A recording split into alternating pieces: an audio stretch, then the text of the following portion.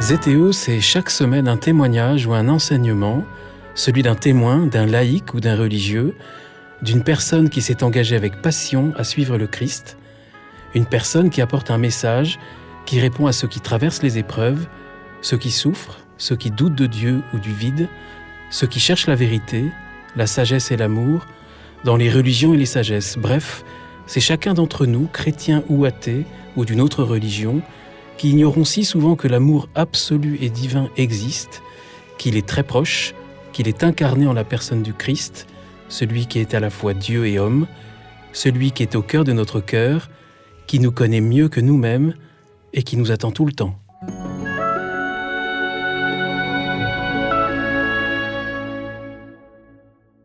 Chers auditeurs, chères auditrices de ZTO, l'été est imminent, un temps de l'année privilégié pour beaucoup, pour aller à la recherche d'un second souffle, pour sortir des routines, pour vivre des expériences nouvelles, pour se renouveler. C'est la raison pour laquelle ZTO vous emmène cette semaine et la prochaine à marcher à la rencontre du monde, pour une autre rencontre avec soi-même et avec les autres. C'est aussi la raison pour laquelle ZTO ne fera pas la pause cet été, comme chaque année d'ailleurs, afin de vous offrir toute une série d'épisodes magnifiques.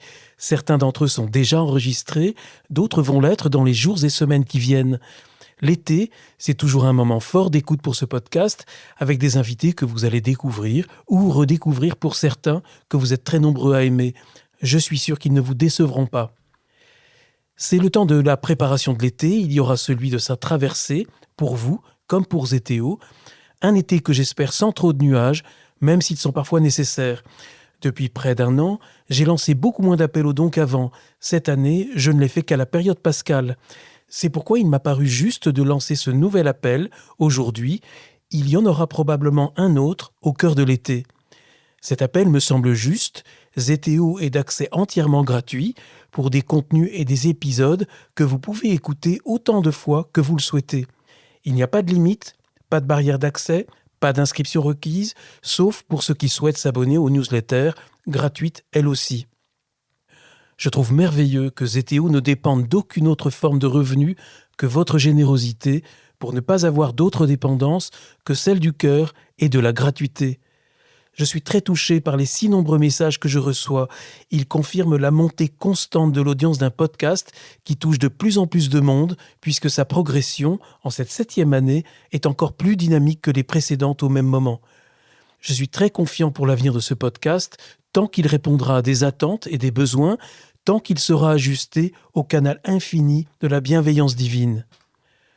Pour permettre notamment à ceux et celles qui ne peuvent pas faire un don d'écouter ZTO, cet appel est destiné à ceux et celles qui peuvent le faire par une offrande. Je ne pense pas ici à ceux qui en ont fait une récemment ou il y a plus longtemps. Et peu importe le montant, un don est toujours juste et c'est à chaque fois une bénédiction, comme les messages que je reçois. Pour faire un don, il suffit d'aller sur le site de ZTO à la rubrique « Nous soutenir » ou de trouver les liens sur tous nos supports et dans tous les descriptifs d'épisodes. Je finis cet appel en exprimant toute ma gratitude pour vous, auditeurs, auditrices, donateurs, donatrices. Et je vous donne rendez-vous dans quelques semaines peut-être pour de nouveaux messages. Et je vous confie déjà à Marianne qui va nous emmener sur les chemins de Compostelle, de Shikoku et d'Assise, un vrai tour du monde.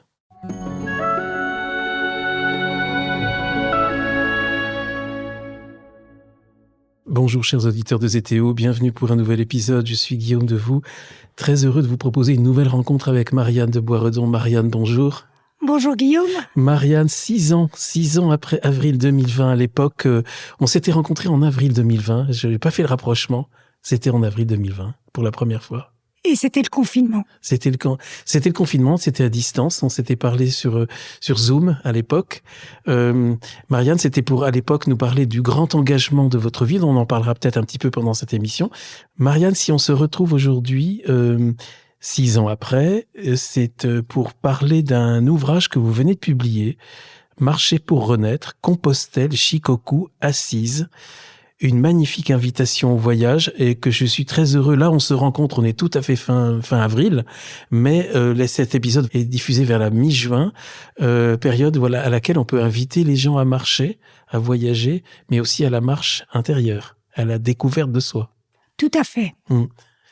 Et c'est ce que vous avez fait, puisque ce livre raconte une initiative assez incroyable. Moi, j'avais jamais encore entendu parler d'une chose comme ça, de quelqu'un qui fait 3 pèlerinages quasiment coup sur coup, et pas les moindres, Compostelle, Shikoku et Assise.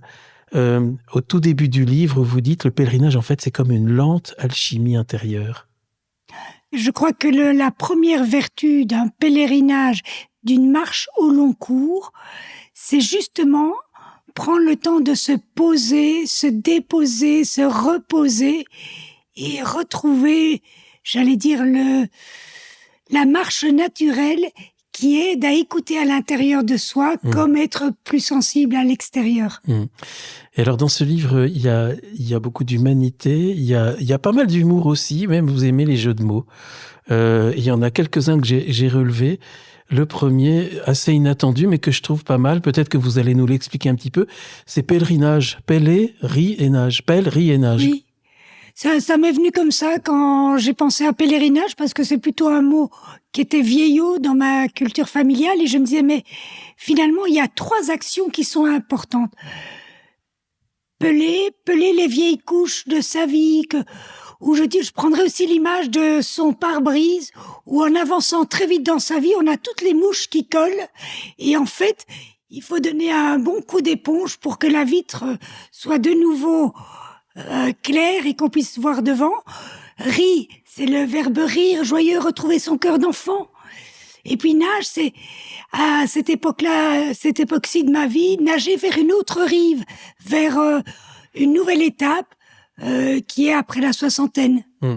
Bah justement, c'était le jeu de mots suivant, 60 ans, soit 100 ans.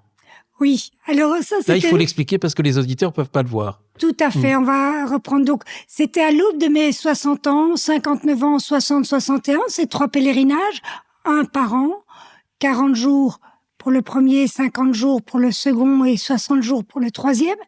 Et c'est de sentir que je changeais de saison dans la vie. Et j'ai entendu soit 100 ans, c'est soit SOIS, 100 SANS, temps TMPS. Change ton rapport au temps. Prends le temps de t'arrêter pour goûter la vie, pour relire ta vie, pour aborder cette nouvelle étape autrement. Ça, c'était le premier 60 ans. Deuxième pèlerinage, j'ai entendu soit 100 ans, soit SOI, ça 100 ans, S apostrophe, ENTEND. Ce que tu es en train de devenir. Sois à l'écoute de toi-même. Oui, sois à l'écoute de toi-même, parce que prends le temps d'écouter ce que tu es devenu à travers une vie assez active pour accueillir ce que tu veux devenir et être dans cette nouvelle étape de vie. Et sans doute aussi me dire, je ne veux pas reproduire ce que j'ai déjà fait, mais je veux créer du neuf. Et pour créer du neuf, j'ai besoin d'espace intérieur. Alors, il y a un autre jeu de mots, c'est soixantaine. Parce que vous rentrez dans la soixantaine. Soixantenaire. Ça, c'est mon mari qui me l'a mis. Il m'a dit, tu pourrais ajouter soixantenaire. Soixantenaire, soit centenaire. C'est-à-dire, apprends à vivre au rythme qui est le tien, qui te permet d'être cool et puis de ne pas être au-delà du rythme qui s'impose à un certain âge. Alors, le premier pèlerinage, c'est Compostelle. Alors là, c'est quand même assez original, parce que pour vos 50 ans, votre mari vous dit « Qu'est-ce que tu voudrais comme cadeau ?» Et vous lui dites « Moi, je vais marcher seul sur les chemins de Saint-Jacques. » C'est quand même, alors que vous êtes entouré d'enfants, peut-être, vous n'aviez peut-être pas encore de petits-enfants à ce moment-là, mais c'est quand même assez original comme souhait cadeau pour ces 50 ans. Oui, ça questionnait même les personnes autour de moi. Mais mon besoin profond était, avec 6 enfants, nous avions 4 enfants à nous et nous en avons accueilli 2 autres. J'avais pas mal d'autres engagements à côté. Mon besoin était de reprendre souffle, de marcher et seul. Et ça ne voulait pas dire que je ne suis pas sociable, mais ce besoin de revenir à cette richesse de vie, pouvoir la déposer. Et donc, mon mari, je disais, c'est pas quelque chose de matériel, mais c'est quelque chose qui a beaucoup de valeur à mes yeux. Vous dites même que c'était pas un désir, mais c'était une nécessité. Oui. Et c'était une nécessité, le premier pèlerinage à Compostelle, pour vraiment, j'allais dire, l'image que j'ai, c'est un bocal d'eau où il y a beaucoup de sable, on mélange, parce que la vie est rapide, il y avait eu les confinements, il y avait eu beaucoup de choses. Et ce besoin que le sable tombe dans le fond et redonne de l'eau claire. C'est une belle image. Oui, c'est en tout cas celle dont j'avais besoin, qui est, je dirais, un des premiers cadeaux de la marche, se reposer, se déposer. Et pourquoi Compostelle ? J'allais dire, c'est C'est une évidence ? Une évidence, oui. Et puis, j'allais dire, un galop d'essai. Parce que partir seul dans une longue durée, je me disais, je l'ai déjà fait en partie, mais ça me sécurisera. J'ai pas envie de tout gérer beaucoup de choses à la fois. Je connais, j'aime. L'Espagne me ravit. Donc, ça correspond à quelque chose qui me fera du bien. Galop d'essai, c'est quand même pas mal, parce que le Camino, c'est quand même pas qu'un galop d'essai, c'est quand même un long pèlerinage. Alors vous l'aviez fait déjà, vous aviez fait une étape en 2016. C'est ça. C'est à ce moment-là. Exactement. À ce moment-là, dès 50 Exactement. ans. Et vous faites déjà 550 km. Non, vous faites 550 km, j'ai bien lu, avec des amis. Par période, oui. Et puis après, là, il y a des impératifs, des choses que vous n'aviez pas forcément prévues qui font que vous n'allez pas pouvoir continuer les années suivantes. Il y a d'abord Fondatio, et puis il y a le Covid.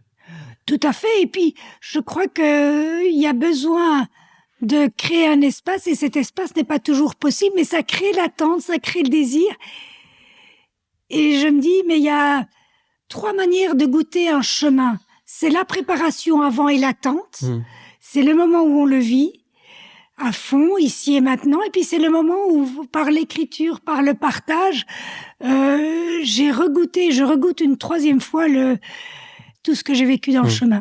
Alors, quelques mots quand même, si vous le voulez bien, sur Fondatio, parce que c'est quand même une œuvre importante dans votre vie, dont on avait parlé il y a 6 ans. Et à ce moment-là, vous étiez aux manettes de Fondatio en France. Œuvre importante pour laquelle j'ai eu aussi la joie de recevoir Hubert, on reparlera peut-être d'Hubert pendant cette émission, et aussi Marc Besançon, qui était quelqu'un de très actif, qui avait témoigné au micro de ZTO à l'hiver dernier, c'était bouleversant.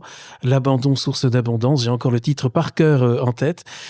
Quelques mots sur Fondatio, Marianne, et pourquoi Fondatio c'était si important ?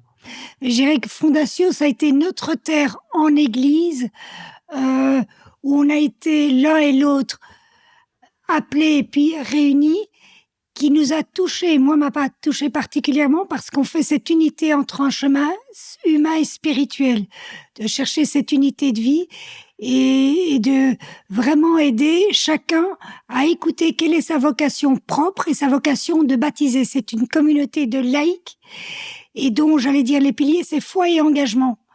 Que la foi se prolonge dans un engagement, quel qu'il soit.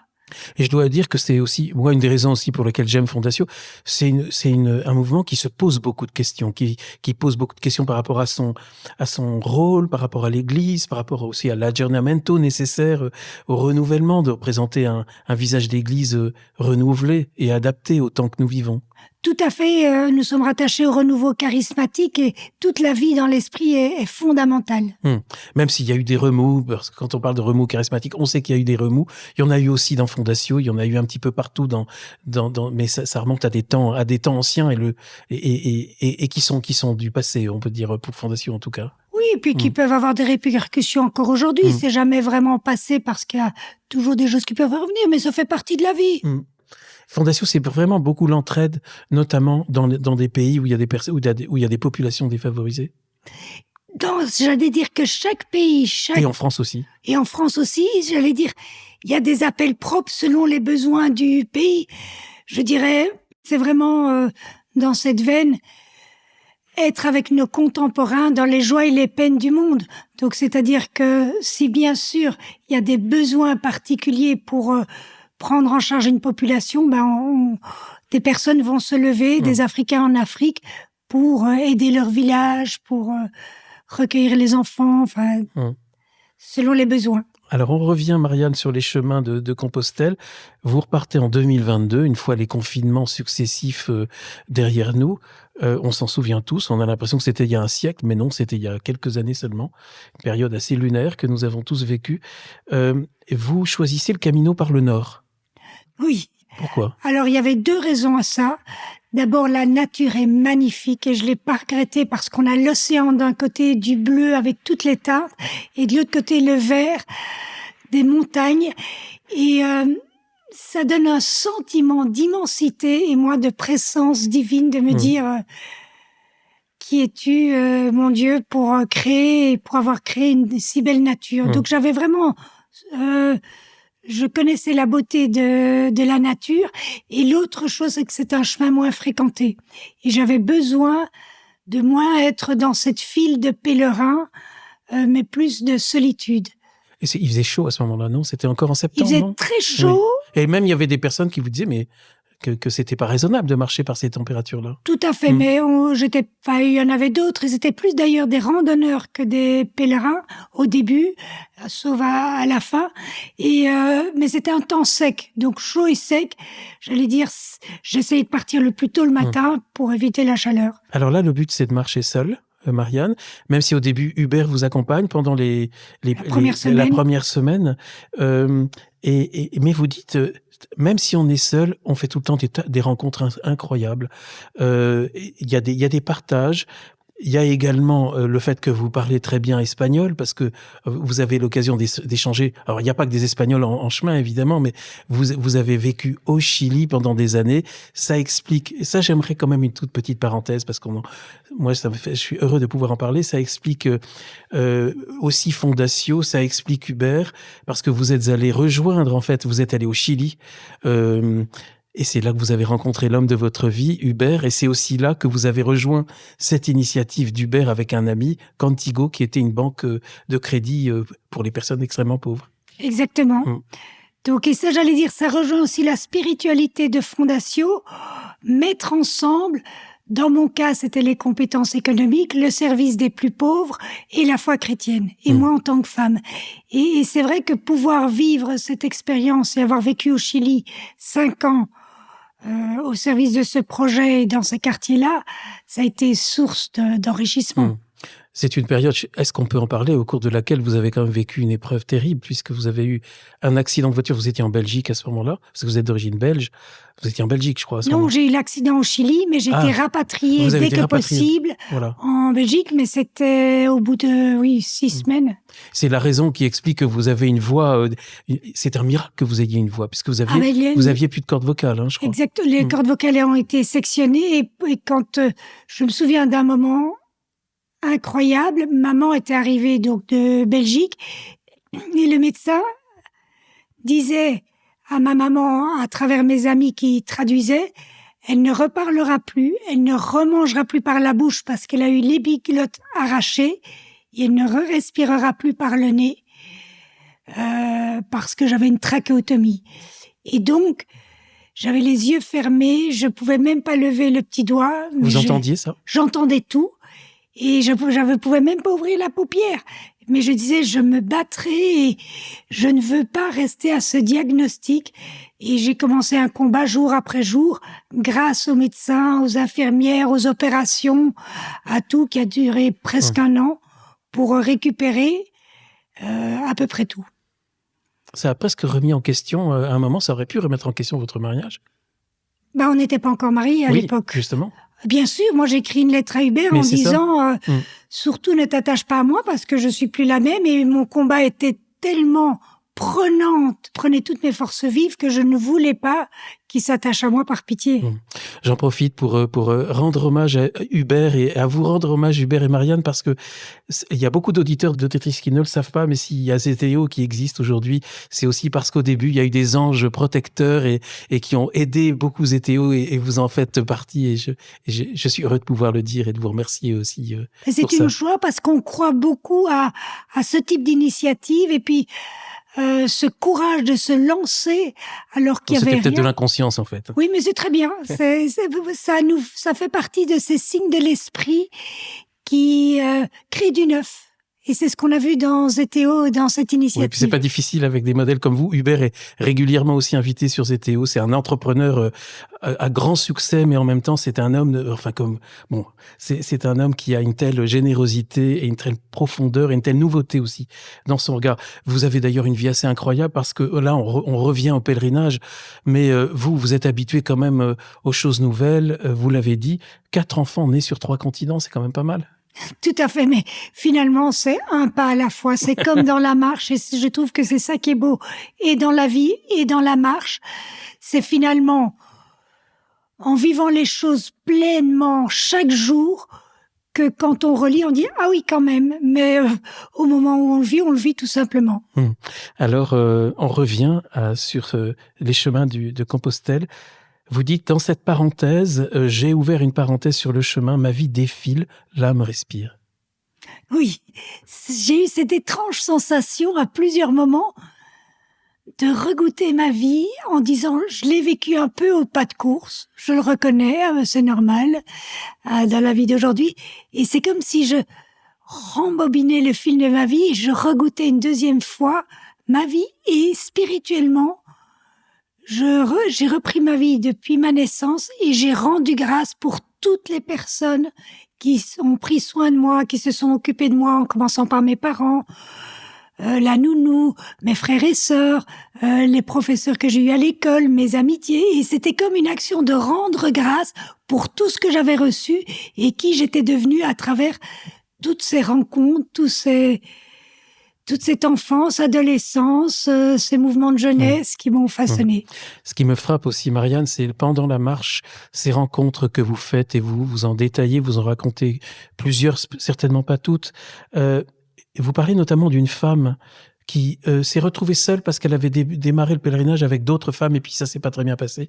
Et vous vous retrouvez en chemin et vous vous surprenez à partager ensemble des choses que vous dites, moi j'ai même jamais formulé à quelqu'un, même à moi-même, ni à mon plus proche. Et comme ça, vous partagez des tranches de vie avec des inconnus. Oui, je pense que beaucoup de personnes ont fait cette expérience sur le chemin ou peut-être dans d'autres contextes de partage. Mais de se dire finalement, on a peu de temps, allons à l'essentiel. Et qu'est-ce qui a été positif ou qui a été important dans votre vie? Et en fait, du coup, on vient à se dire, mais finalement, prenant du recul, c'est tel événement, c'est telle rencontre, c'est tel choix de vie qui m'a porté. Et c'est ce que j'ai vécu avec cette femme-là. Comme il y a d'autres personnes, hein. On en parlera tout à l'heure, notamment au Japon. Il y a une rencontre qui m'a beaucoup frappé. Vous parlez de l'arrivée à Compostelle et de cette joie céleste au Monte del Gozo. C'est pour ceux qui connaissent pas Compostelle, c'est quand on arrive, on est un peu en surplomb et on voit Compostelle depuis le mont de la joie. Et là, vous dites, c'est comme la prophétie du chemin de toute une vie, ce mont. C'est cette impression de voir la terre promise.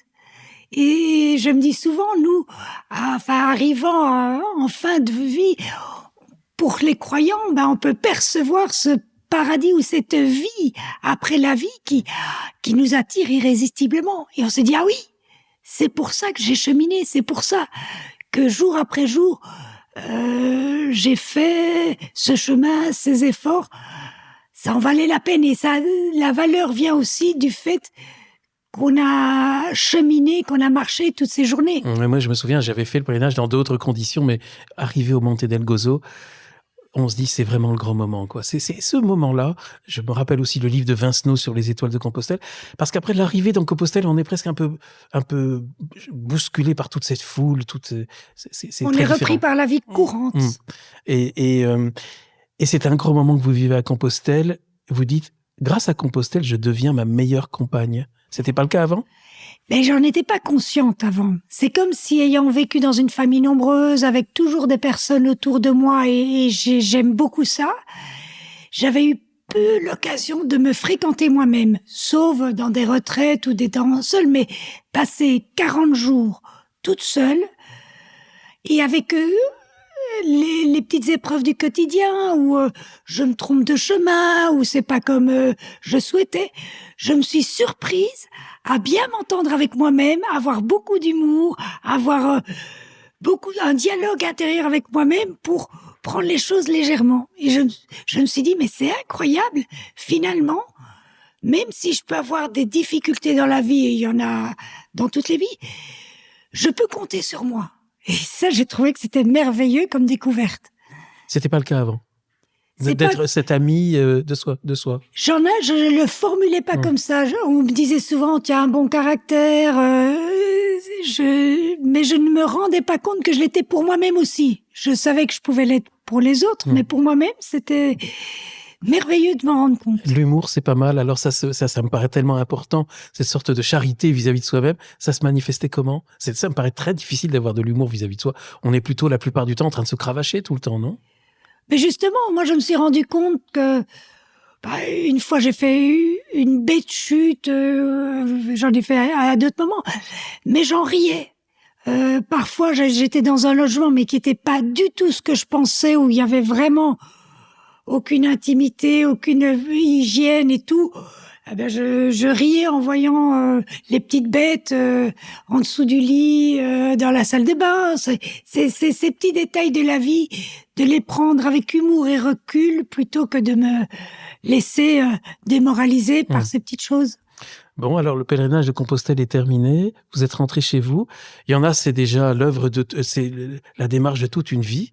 À partir de quand vous savez que vous allez reprendre la main ? Vous le saviez déjà que vous alliez reprendre la main ? Intuitivement, je le souhaitais, mais je n'étais pas sûre d'en être capable.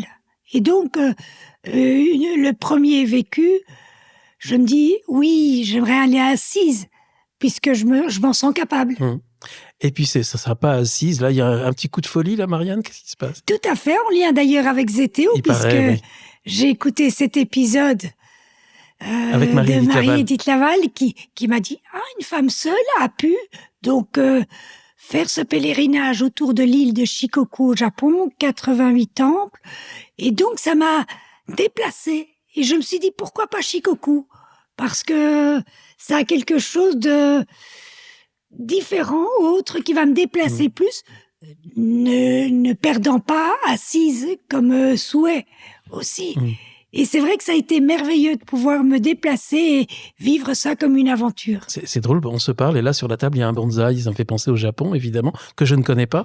Le Japon, vous connaissiez, vous aviez vécu 2 ans. J'y avais vécu 2 ans, mais le sud du Japon, c'est vraiment encore autre chose. Et ce pèlerinage, ce qui est touchant, c'est qu'il a été créé à la même époque que Compostelle. Le moine Kukai qui a relié ces 88 temples et qui est donc dans la spiritualité bouddhiste, mais où il y a cette vraie recherche spirituelle aussi. Un chemin de 1300 km qui relie 88 temples en cercle, c'est ça qui est très intéressant. Tout autour de l'île, en effet. On a parlé des cycles et des pèlerinages en cycle avec Linda Bortoletto il n'y a pas très longtemps. Je pense à elle.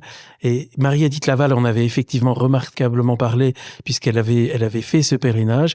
Et vous, c'est ce que vous allez faire, Marianne. Connaissant le Japon, ce pays qui déroute, parce que j'ai beaucoup aimé, vous dites que ceux qui vont s'expatrier au Japon comme vous l'aviez vécu, c'est un pays tellement déroutant qu'ils pleurent les 6 premiers mois de leur arrivée, mais en fait, ils pleurent aussi les 6 derniers mois au moment de leur départ parce qu'ils se sont tellement attachés. Tout à fait. C'est un pays très attachant, mais tellement qui fonctionne à l'envers de nos repères occidentaux qu'il faut mettre plusieurs mois, pour pas dire des années pour ceux qui y vivent et veulent y faire leur vie. Mais les repères sont tellement différents que nous sommes bien déroutés en y arrivant. Alors là, c'est beaucoup plus récent, ce pèlerinage. C'était il y a 3 ans. 3 ans. Et là, vous êtes déjà grand-mère. Vous allez l'être. Non, je le suis devenue après. C'est quand même après. Mais enfin bon, il y avait déjà un mariage, je crois, donc il y avait peut-être des projets en cours. C'est assez quand même inattendu qu'une future grand-mère aille toute seule au Japon. Alors vous disiez, peut-être que je m'y connais un petit peu, parce que je connais un peu le Japon, mais vous dites, dès que vous atterrissez là-bas, vous êtes déjà dérouté. Déjà, le car n'existe pas ou n'existe plus. Oui, avec le Covid était passé par là et donc du coup, ce qui était annoncé dans les guides, qui pourtant était sorti 6 mois avant, n'était déjà plus valable, mais ça n'a pas empêché, parce que le Japon a cette grande qualité, c'est être fiable et loyal, c'est-à-dire que ils ont le sens du service et donc si ça ne fonctionne pas comme c'est indiqué, il y a toujours quelqu'un pour nous aider, pour nous remettre sur le chemin, pour nous indiquer comment il faut faire avec une gentillesse, une délicatesse qui fait que on n'est jamais vraiment perdu. Vous parlez d'un raffinement, d'une subtilité dans tout ce qui touche les relations interpersonnelles entre les différentes personnes et aussi vis-à-vis des étrangers au Japon. Oui. On parle des langages de l'amour et on parle du service comme un langage de l'amour et je crois que le Japon est maître dans ce service au client, à la personne, à la vie en société, avec cette qualité d'attention et de petits détails raffinés. C'est assez asiatique d'ailleurs, parce que quand on pense, Oui. moi je connais un peu le Vietnam, ils ont un petit peu ça aussi. Tout à fait, tout à fait. Et alors, vous dites dès l'aéroport, les repères s'effacent. Vous avez parlé, effectivement, moi ça me touche, de cette prévisibilité, de cette ponctualité, de la fiabilité des Japonais, mais vous dites il y a de l'imprévisibilité aussi. Oui, comme j'allais dire, parce que la vie est imprévisible. Et puis, parce qu'ils sont sur une île qui est soumise aux aléas climatiques. Les tsunamis, les vents, l'eau, enfin, on sent très bien qu'ils sont habitués à la météo qui a ses caprices et donc ils se sentent petits et sont soumis à ces aléas. Et donc, ça les rend très, très humbles. C'est une chose dont on n'a pas vraiment idée parce que nous, on vit en France, dans un grand pays, avec peu de densité par rapport aux Japonais qui, eux, vivent sur des tout petits espaces et soumis à des conditions météorologiques que nous n'avons pas. Exactement. Donc, c'est beaucoup plus difficile pour eux. Et ils s'y adaptent. C'est peut-être d'où l'art du bonsaï et de cet art d'avoir une relation extrêmement cultivée avec une nature que l'on cultive énormément. Tout à fait. Et puis de pouvoir valoriser chaque morceau chaque lopin de terre. Moi, j'étais touchée. Il y avait des personnes qui, à mon avis, devaient avoir plus de 100 ans, qui, le matin, à 7 heures du matin, étaient déjà en train de biner leur terre. Il y en a un avec qui vous avez eu des échanges aussi. Oui, oui. Mais ce soin de la terre dans chaque centimètre carré, c'est touchant. Alors, ce qui est original aussi avec Shikoku, là, c'est pas du tout le Camino du nord de l'Espagne, c'est qu'il serpente au cœur des villes, des quartiers, de la vie quotidienne. Alors, il y a des parties dans la montagne et les temples, en général, sont dans des lieux magnifiques, mais entre les deux, on passe par beaucoup de routes, c'est pas des villages comme chez nous, ça peut être, par exemple, plusieurs routes, plusieurs rues le long de la mer. Mais on est dans la vie courante. Alors, on en avait parlé avec Marie-Édith il y a donc 4 ans maintenant. Il y a 88 temples. En fait, il y en a 128, mais l'officiel, c'est 88, reconnu, où on peut avoir le tampon, mais il y en a 40 de plus, et donc on peut en faire plus, ce que j'ai fait assez souvent. D'accord. On avait parlé de ce tampon avec Marie-Édith, de cette calligraphie. Il y a une calligraphie particulière pour chaque temple. Exactement. Donc ça, vous l'avez, j'imagine que ça doit être un document précieux. Tout à fait, avec 88 dessins. Et parlez-moi du temple 12, la hantise des marcheurs. Celui qui fait 1100 mètres de dénivelé et rien ne se passe comme prévu. Ça va être très difficile, celui-là. Très, très difficile parce que c'est le premier où finalement, je dirais, en soi, c'est pas l'exploit de le traverser. C'est de se dire, s'il m'arrive quelque chose, il y a personne devant moi, il y a personne derrière moi. Et donc, je suis cette petite goutte d'eau pourvu qu'il ne m'arrive rien. Il y a peu de marcheurs pendant vous rencontrez... Très peu. Toute cette partie-là, la première partie, si j'en ai rencontré 10 au maximum, j'allais dire sur 50 jours, les 35 premiers jours, j'en ai peut-être rencontré maximum 10. Oui, c'est ce que disait Marie-Édith. Hein, je me souviens. Très à la limite, tant mieux peut-être, non? Enfin, ça dépend. Oui et non, ce qu'il y a, c'est qu'il y a deux choses. La saison n'était sans doute pas la bonne parce que là, pour le coup, il y avait 35 degrés humide.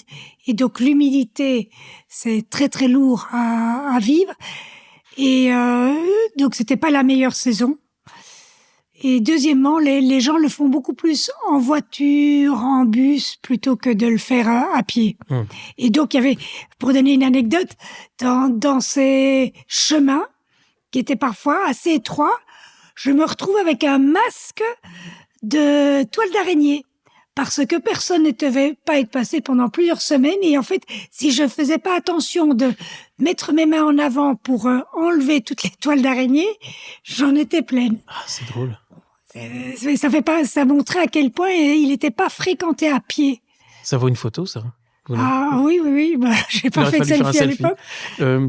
Une chose qui m'a touché aussi, c'est la confiance qui existe sur ce chemin, puisque vous dites j'ai vu et finalement je l'ai pratiqué, les marcheurs qui laissent leur sac en bas, parce que souvent il y a des escaliers avec beaucoup de marches pour monter jusqu'à atteindre un temple, ils laissent en bas et puis on retrouve le sac quand on vient. Exactement. Et donc moi quand j'ai vu, en fait il y avait 2 ans, un Anglais, une frère et sœur. J'ai vu leur sac, je me suis dit, mais ils ont raison. Et j'ai fait la même chose. Et donc, j'allais monter, je redescendais, et parfois il se passait 1 heure et demie. Mais qui allait prendre un sac Donc c'est vrai que c'est un pays assez sûr, et c'est assez rassurant pour une femme seule. Bien sûr. Vous, Marianne, une femme profondément ancrée dans votre christianisme, qu'est-ce que c'est ce pèlerinage en terre bouddhiste? Qu'est-ce qu'il vous apporte sur le plan chrétien?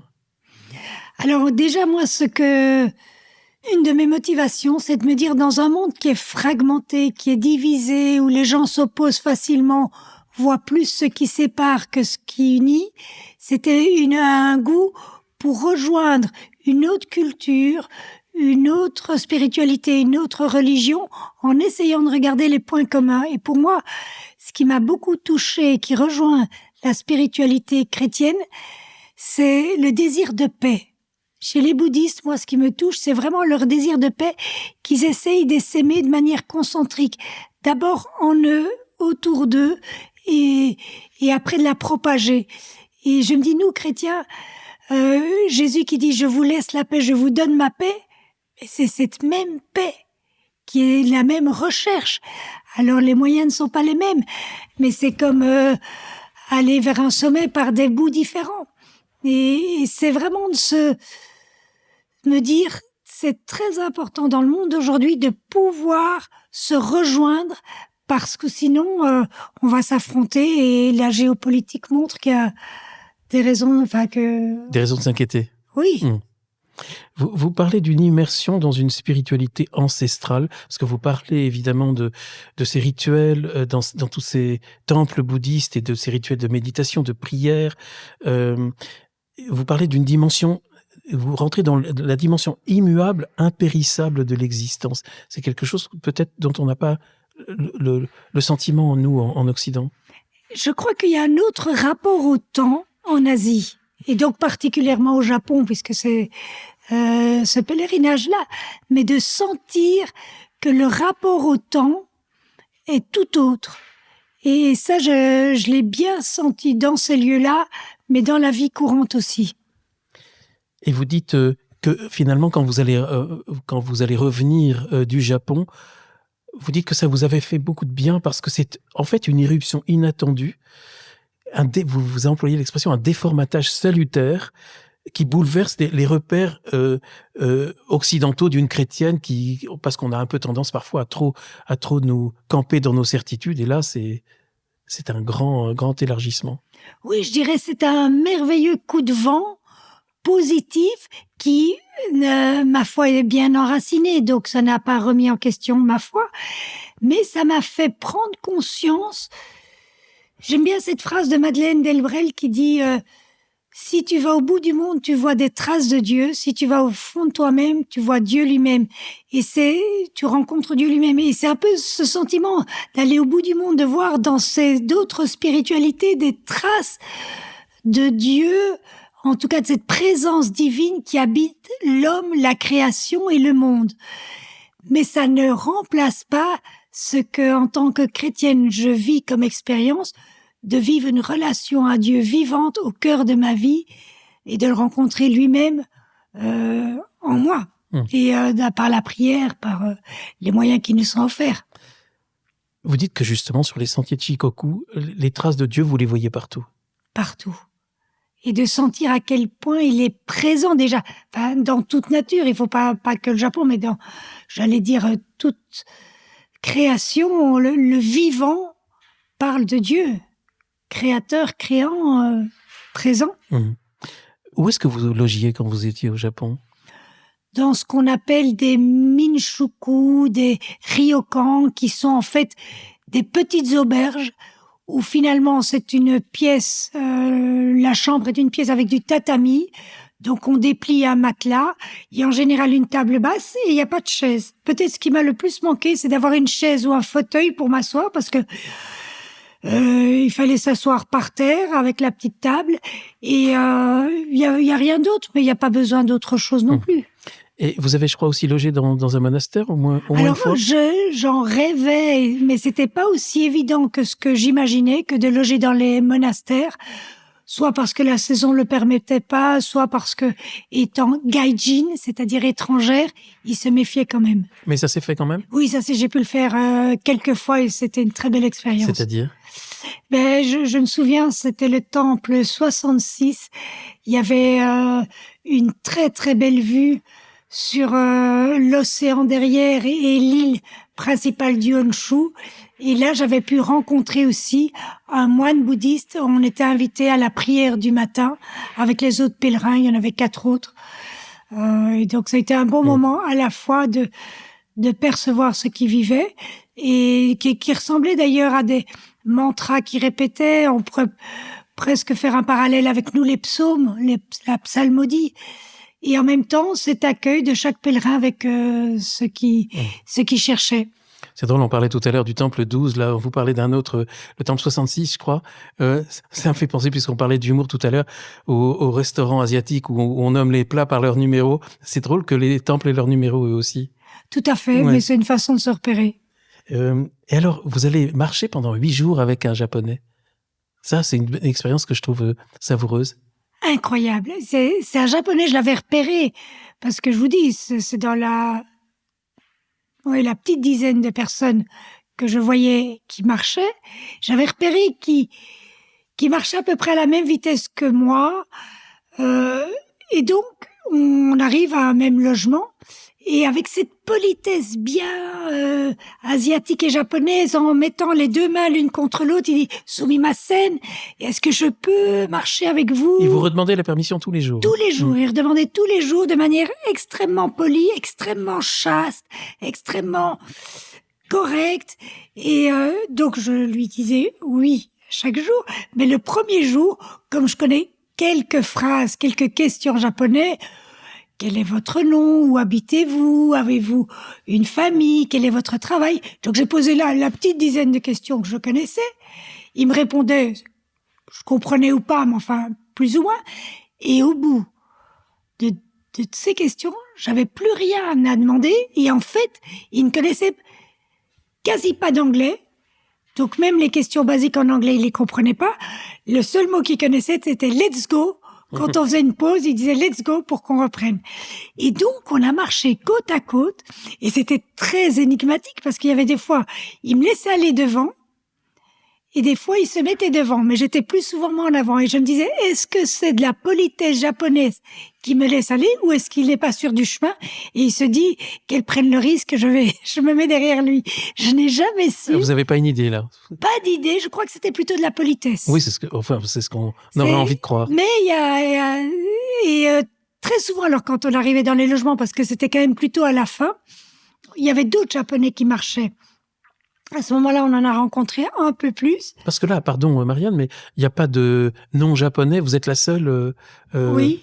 Parce que je pense que Marie-Édith avait dit à peu près la même chose, qu'il y a très très peu d'occidentaux ou de non japonais. Oui, j'ai rencontré un Anglais, un père avec ses 2 enfants, donc il marchait parfois au des rythmes différents.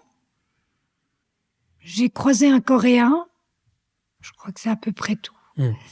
Mais en tout cas, c'est assez unique comme expérience de marcher avec quelqu'un, de ne pas échanger parce que les langues nous séparent, mais de sentir une communion spirituelle, se dire, de prier pour l'autre. Moi, je priais pour lui, comme peut-être il priait pour moi à sa manière, mais de sentir qu'il y avait quelque chose qui nous unissait, qui ne passait pas par les mots.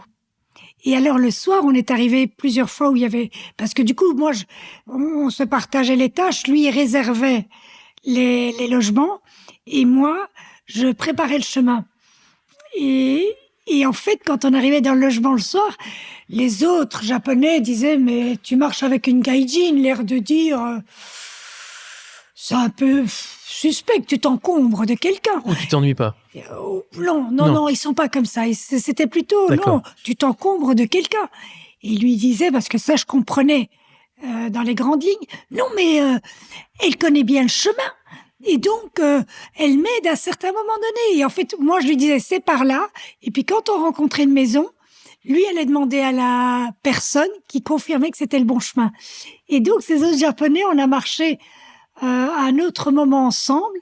Et 2 fois, c'est moi qui leur ai dit qu'on était ailleurs. Et alors, ils étaient quand même étonnés parce que ils se disaient, oui, elle est étrangère, mais elle repère bien les signes du chemin.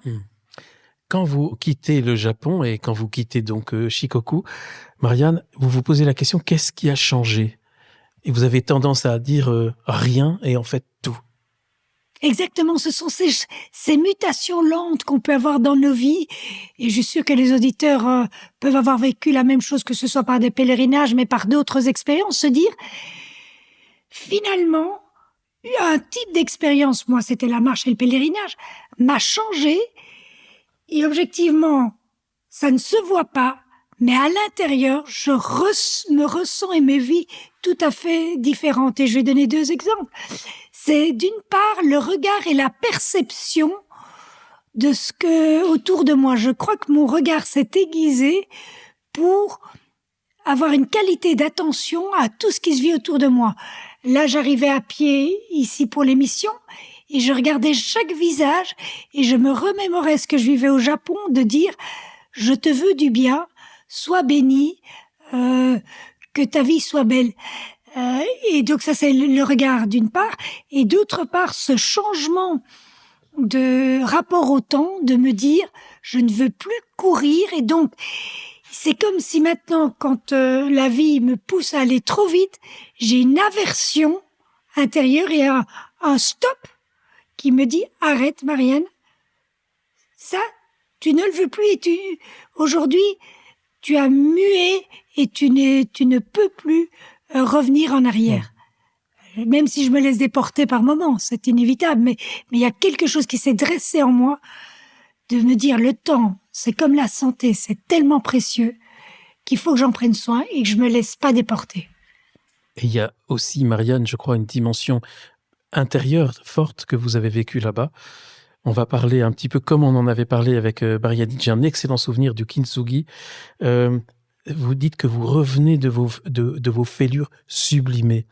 Et quelques mots sur le kintsugi avant peut-être d'expliquer ce que vous avez vécu.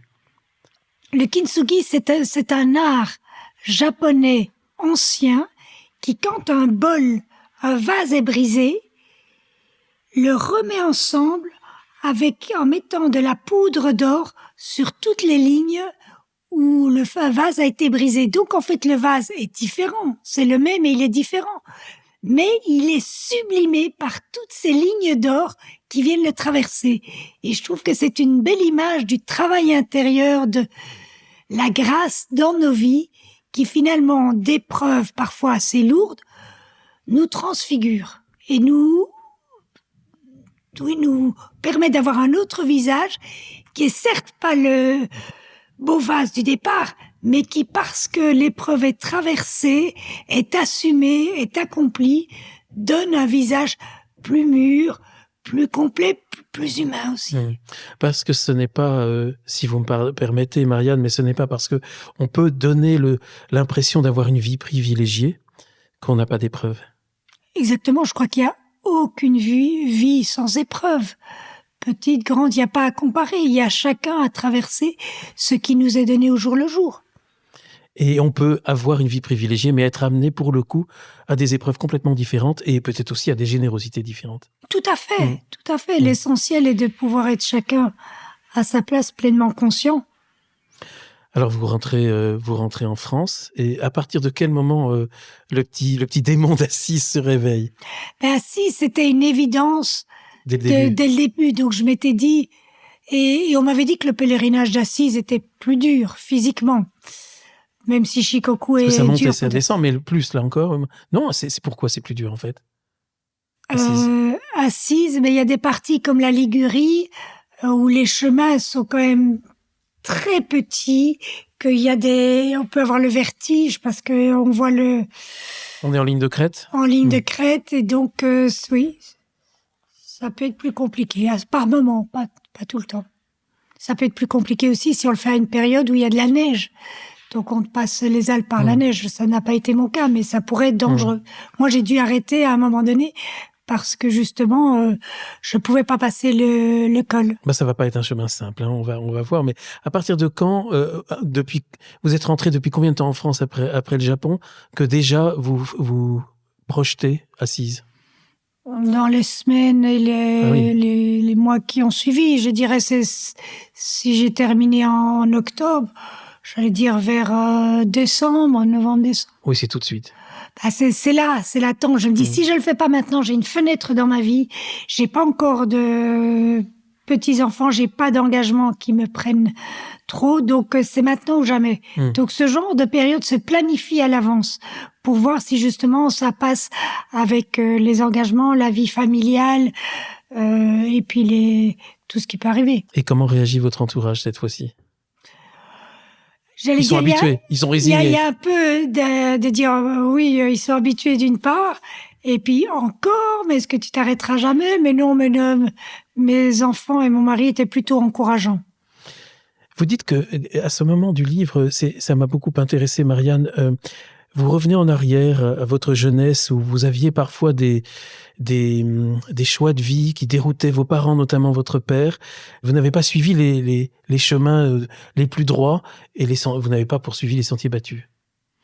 Non, mais c'est ça, je crois. Ça, c'est pour moi la vie spirituelle. Un jour, ma fille, elle devait avoir vers 25 ans, elle m'a dit, maman, à mon âge, est-ce que tu pensais que tu allais avoir la vie que tu as eue?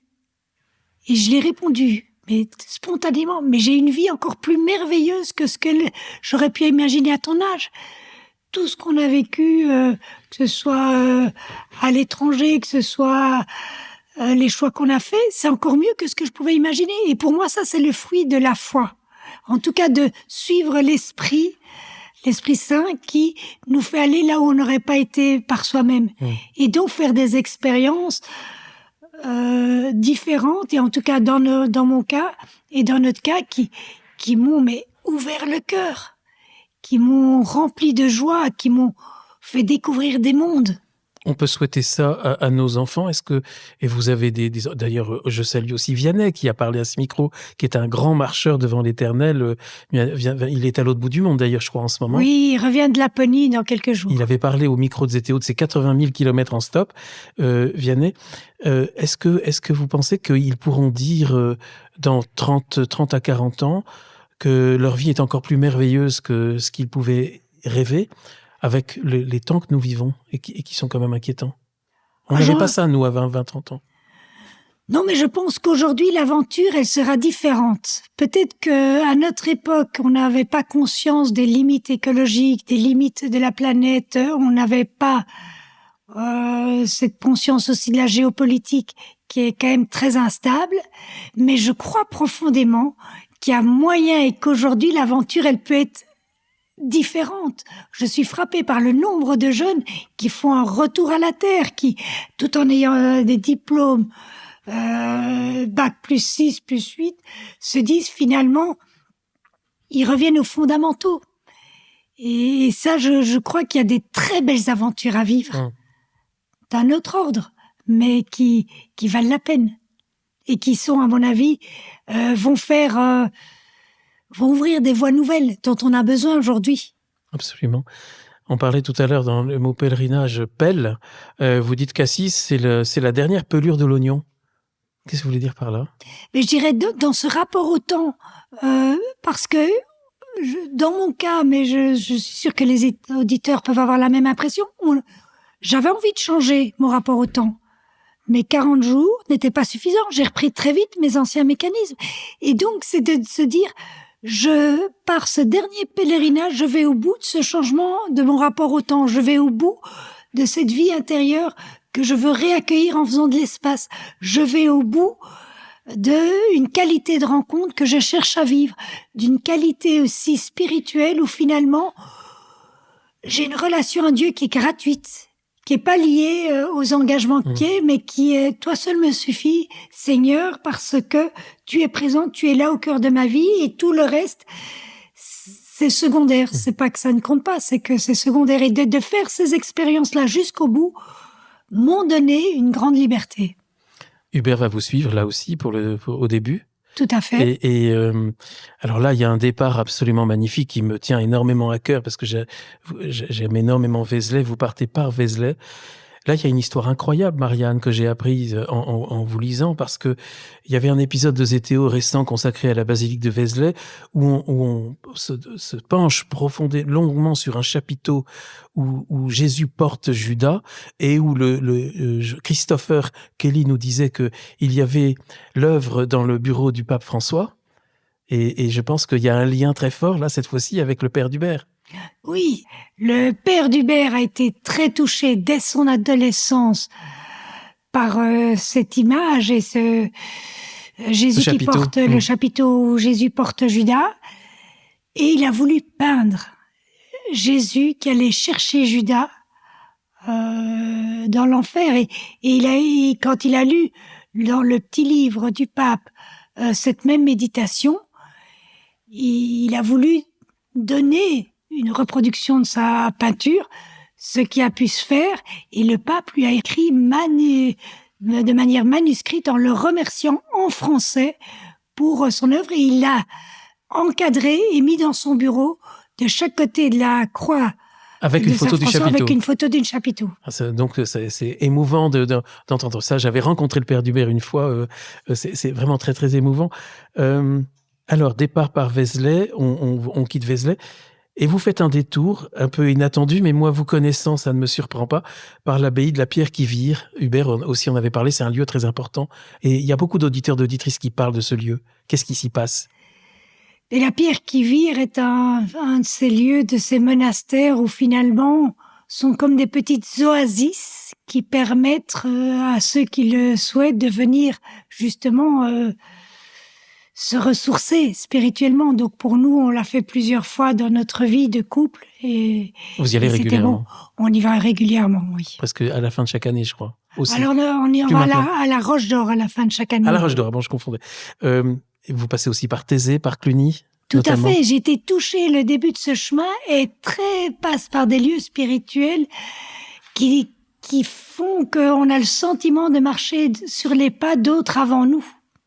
C'est vraiment touchant de sentir finalement qu'on prend le relais de beaucoup d'autres personnes dans d'autres siècles qui ont vécu ces mêmes chemins et cette même quête spirituelle. Je pense à Thésée à Cluny parce que j'ai eu la joie d'y être récemment et régulièrement. Il y a eu la retraite de Semaine Sainte à Thésée et je sais que c'est un lieu qui vous tient à cœur aussi. Tout à fait. Alors là, il va quand même se produire, j'ai dit que ça n'allait pas être une marche simple et là ça va même se compliquer très sérieusement. Une glissade qui n'est pas vraiment une glissade. Enfin, c'est plus grave que ça, en fait. Oui, c'est une chute. Un caillou, mon pied glisse, je tombe sur mon pied droit et en fait, j'ai mal, mais je me dis c'est pas trop grave. Et en fait, je continue de marcher sur mes bâtons pour rejoindre le premier hameau. Mais en fait... Et là, vous êtes seule, hein ? Je suis seule. Et je me suis dit à ce moment-là, heureusement que ça se passe en France et pas au Japon. Donc, bon. Et donc, arrivant là, une première personne gentiment me prend en charge, une deuxième, je dois rentrer. Et le diagnostic médical, c'est j'ai une double entorse et double fracture du tibia. Oui, c'est beaucoup plus grave, en fait. Beaucoup plus grave que ce que je pensais. Donc, ça m'a mobilisée pendant 6 semaines. Oui, donc ça, c'est la fin du pèlerinage. C'est la fin du pèlerinage. Retour à la maison. Exactement. Et donc, c'est là tout le cheminement. Il y a 2 choses qui se passent. Déjà, accepter que c'est la fin du pèlerinage alors que j'avais prévu la période de temps et je me dis mais quand pourrais-je revivre ça? Donc j'avais besoin de faire le deuil de ne pas pouvoir aller jusqu'au bout et de me dire mais qu'est-ce que je fais? Je reprends une vie normale ou je continue ce sens du pèlerinage? Et c'est le choix que j'ai fait de me dire je peux vivre la grâce du pèlerinage sans marcher. Qu'est-ce que vous avez fait alors? Eh bien donc j'étais dans mon salon, la jambe en l'air, en continuant de prier tous les matins, de confier les intentions que j'avais, d'écouter intérieurement les intuitions que j'avais, et surtout ne pas me laisser solliciter au-delà du raisonnable par 1000 choses de la vie courante. Me dire, je reste dans cet état d'esprit d'un pèlerinage, c'est-à-dire d'une vie offerte dans la gratuité, sans objectif de résultat, de faire des choses, d'accomplir, mais d'être là. Vous parlez de 2 lectures importantes à ce moment-là. L'une qui vous permet de traverser la nuit spirituelle de Saint François d'Assise, et l'autre, c'était un livre de François Cheng sur François d'Assise aussi. Exactement. Donc j'ai pris très peu de lectures, mais je me suis dit, celles-là vont dans le sens de ce pèlerinage d'Assise. Donc c'est vrai que le livre, je l'ai relu, celui de Éloi Leclerc, mais Sagesse d'un pauvre, qui finalement m'a fait, j'allais dire, traverser comme François a traversé en beaucoup plus grand, lui, mais m'a aidé à vivre spirituellement, en tout cas, ce passage. Et François Cheng, j'ai beaucoup savouré ces mots qu'il disait en parlant de François. Et vous parlez là aussi, Marianne, on revient au kintsugi. Vous dites, en fait, j'ai pratiqué le kintsugi du corps et de l'âme, parce qu'en fait, le corps a dit stop quand l'âme voulait continuer. Et c'est pour ça qu'il y a eu cet accident, en quelque sorte, et vous avez recollé avec une poudre d'or.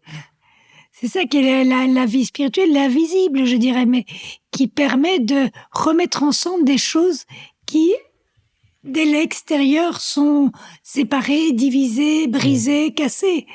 Et c'est de pouvoir retrouver le lien entre des choses ou des événements dans nos vies qui n'ont, a priori, ne sont pas cohérentes. Et là, ça va faire très plaisir aux auditeurs, aux auditrices de ce podcast qui aiment Etty Hillesum.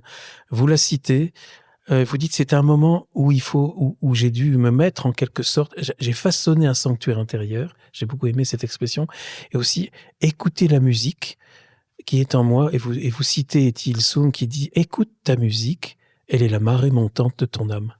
Oui, et c'est apprendre aussi à écouter ce rythme intérieur qui viendra après dans ma vie de tous les jours être la jauge de ma vie extérieure pour justement rester dans un bon rapport au temps, dans un bon rapport aux autres, dans une justesse qui fait que c'est l'âme qui guide et pas tout l'extérieur ou toutes les sollicitations ou les projets. Alors l'extérieur revient, vous commencez à remarcher, et là vous dites, c'est très émouvant, que vous êtes émerveillé par la nature, comme peut-être vous ne l'aviez jamais été avant, la nature environnante, la nature autour de chez vous. Exactement, et en plus c'était une période où il avait plu, donc il y avait les chemins qui étaient très boueux, mais j'ai pu percevoir la beauté de l'automne. Les couleurs étaient magnifiques, et c'est comme, c'est ça, j'allais dire, la vertu d'un pèlerinage, c'est ayant fait de l'espace en soi, les retraites, c'est un peu la même chose, c'est prenant du recul, en faisant du vide et en créant de l'espace, après, le regard est renouvelé, la perception, nos 5 sens sont beaucoup plus affinés, comme les périodes aussi après le carême ou l'Avent, on a vraiment une perception de l'invisible qui est là dans notre vie courante, mais qu'on a parfois plus l'occasion de le voir de la même façon. Alors, est-ce que c'est parce que c'est la fin de cette période que vous aviez consacrée à Assise? Vous y allez finalement en voiture? Mais quand on avait prévu avec Hubert d'y aller, on s'est dit on maintient pas, et on s'est dit c'est prévu, on va le garder. Et c'est là où j'ai réalisé d'un coup que ça m'avait manqué de ne pas l'avoir fait à pied jusqu'au bout. Et ça vous fait mal d'être assise en voiture? Oui. Il y a une douleur qui renaît là. Quand j'ai vu la ville d'Assise et qu'on était en voiture, j'ai une tristesse. Je me dis, mais je devrais être heureuse, j'arrive à Assise. Et je dis non, la tristesse vient du fait de tous les renoncements que j'ai faits et je ne suis pas arrivée à pied.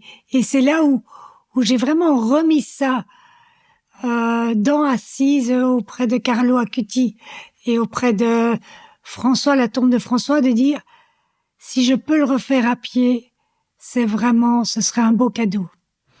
Et quand on vous connaît un peu, Marianne, on se doute bien que vous allez le refaire et vous allez reprendre quelques mois plus tard, l'année suivante?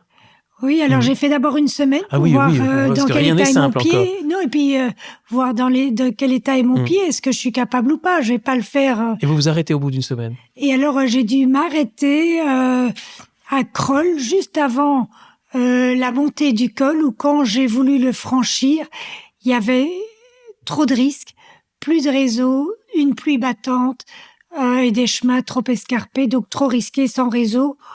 Je me suis dit, je prends pas de risque. J'en connais un qui a pris des risques comme ça, qui s'est complètement perdu. C'est Vianney, il l'avait raconté, mais il s'est retrouvé. Mais ça a été assez extrême, là. Il avait raconté ça au micro Zétéo il y a un an ou deux. C'est ça. Mais moi, je m'étais engagée vis-à-vis de mon mari, des enfants, de dire, je prendrai pas de risque. Le but n'est pas de prendre de risque. Le but est de pouvoir le faire dans des bonnes conditions. Vous aviez repris la marche à Assise, vers Assise, de l'endroit même où de la glissade, hein, c'était en Bourgogne. Exactement, même de l'étape avant, pour être sûr de voir le lieu par lequel... Vous êtes repassé à ce lieu-là? Exactement. Donc j'ai refait le lieu où j'étais tombée, j'ai compris pourquoi. Pourquoi? Enfin, en tout cas, un élément de contexte, c'est que le chemin qui était celui d'Assise, il y avait des bûcherons, il était fermé, il y avait un détournement, et dans le détournement, c'était pas très clair. Et comme je me posais des questions, parce que je voyais bien que c'était pas la direction, je suis sûre que ça m'a préoccupée et que ça a pu participer. Et puis c'est peut-être une pierre qui a glissé sous votre pied. Hein. Oui, moi j'ai glissé sur une pierre, oui, j'ai un caillou. Oui, donc c'était pas un chemin stabilisé. Non, mais il y avait aucun... Ça, il y en a partout, 80% du chemin est comme ça, c'est pas... Donc là, à nouveau, vous revenez, mais vous allez revenir. Vous allez revenir sur... Vous allez, quelques temps plus tard, reprendre la marche. Exactement, donc j'ai repris la dernière partie... donc du lieu où je m'étais arrêtée. Et avec Hubert une semaine de nouveau, et puis toute seule pour la suite, mais avec des anges, puisqu'il y a un jeune couple qu'on a rencontré au démarrage, avec qui on a logé aux mêmes étapes, mais on ne marchait pas forcément au même rythme. Le couple, c'est Claire et Jean, hein, dont vous parlez dans le livre. Et donc vous arrivez... là, ça se passe bien. Ça se passe bien jusqu'au moment où, après le Piémont, quand on était en Ligurie, il y a eu des énormes pluies. On est en quelle saison? Au mois de septembre. Oui, c'est quand même un peu inattendu. C'était il y a quelques mois. Et en fait, on n'était pas les... Enfin, toute cette période-là était pluvieuse. Il y a eu des reportages à la télévision où vous voyez les villages sous eau. C'est ce qui s'est passé. Et nous, à un moment donné, le chemin était coupé. Plus moyen de le prendre. Et donc, on a dû rejoindre la Francigena pour continuer le chemin parce que la Ligurie était impraticable. On a déjà parlé de la Francigena sur Zétéo avec Clara Guémard. Et donc, vous arrivez à Assise, et là, vous arrivez vraiment à Assise. Tout à fait. Et les dernières étapes, j'avais vraiment envie de venir, donc j'ai fait des étapes beaucoup plus longues, tellement que j'avais hâte d'y arriver. C'est drôle parce que quand vous êtes à Assise, vous dites, j'ai l'impression que chaque pierre me reconnaît en me disant, ah, enfin, te voilà. Oui, il y a une sensation de revenir chez moi, alors que c'est pas du tout chez moi d'une part, mais il y avait une familiarité qui s'était créée. Vous dites, Marianne, au retour, que vous avez reçu, est-ce que c'est pendant les 3 marches ou pendant cette marche à Assise, 3 cadeaux? Est-ce que vous voulez qu'on en parle un petit peu? Et puis, évidemment, les auditeurs, auditrices le liront en se transformant en lecteur, lectrice. Le rapport au temps, la nature et le silence. Tout à fait. C'était des choses qui existaient déjà dans ma vie, mais que j'ai encore plus goûté. Ce rapport au temps, c'est évident que... Ça, on en a parlé. Hein. On en a parlé. La nature, c'est une évidence, mais d'avoir ce cadeau de pouvoir vivre des longues périodes, vivre au rythme de la lumière, du soleil, d'être plus dehors qu'à l'intérieur, ça régénère profondément et le corps et l'esprit. Et puis le silence, en fait, j'ai appris à écouter le silence. Le silence, pour moi, était un vrai cadeau. Pour moi, le silence, c'était un peu du vide, c'était du rien, et ça n'avait pas d'intérêt, surtout dans la culture occidentale. Et j'ai reçu le cadeau du silence comme quelque chose de puissant, d'un moteur de vie. C'est-à-dire dans le silence, de créer un espace intérieur par la vie de prière. C'était déjà là, mais ça a été encore amplifié pour recevoir de l'intérieur ma vie, l'action et les liens que je dois créer.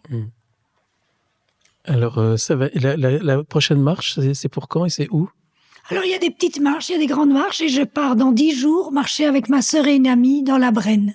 Dans la Brenne. Donc là, c'est moins aventureux, et peut-être, on ne sait jamais. Non, mais c'est de continuer dans la vie courante, de se donner des petits espaces. Alors là, je rajoute la convivialité et la joie d'être à plusieurs. Il y a les grandes marches, il y a les petites marches, et il y a les marches au quotidien. Je crois qu'il y a aussi un souhait que vous avez, Marianne, avec vos petits-enfants.